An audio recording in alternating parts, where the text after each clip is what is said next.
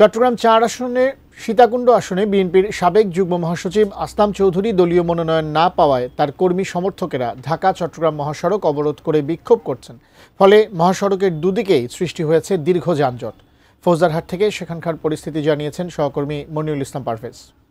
চট্টগ্রাম ৪ আসনে এখানে কাজী সালাউদ্দিনকে দেওয়া হয়েছে, কিন্তু এখানকার সবাই বলছেন যে এখানকার যিনি আসলাম চৌধুরী রয়েছেন তিনি দীর্ঘদিনের জেল খেটেছেন, বিএনপির জন্য অনেক নিবেদিত কর্মী অর্থাৎ নেতা, এবং তাকে নমিনেশন না দেওয়ার কারণে এখানকার বিক্ষুব্ধ জনতা আমরা দেখেছি সন্ধ্যা থেকে তারা কিন্তু এখানে রাস্তা ব্যারিকেড দিয়ে রেখেছে। এখন কিন্তু সন্ধ্যা থেকে আমরা দেখেছি এখন পর্যন্ত এই রাস্তাটা কিন্তু বন্ধ রয়েছে। এখানকার সবার দাবি এবং স্লোগান আপনারা দেখছেন, যাকে দেওয়া হয়েছে সেই কাজী সালাউদ্দিনের নামে তারা স্লোগান দিচ্ছে এবং আসলাম চৌধুরীকে যতক্ষণ দেওয়া হয় তারা ততক্ষণ অবরোধটি করে নেবে না বলে আমাদেরকে জানানো হচ্ছে।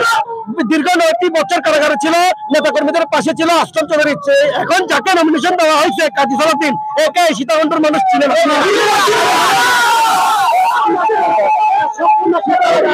কোনোদিনও মেনে নিবে না। এই অবৈধ নমিনেশন অবিলম্বে প্রত্যাহার করা হবে।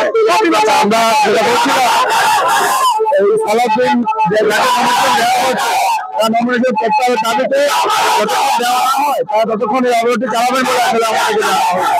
তারপরে তো চট্টগ্রামের সরকারের অংশ থেকে নমিনেশন দেওয়ার পরে যে রাস্তা ব্যারিকেড রয়েছে আমরা সেখানে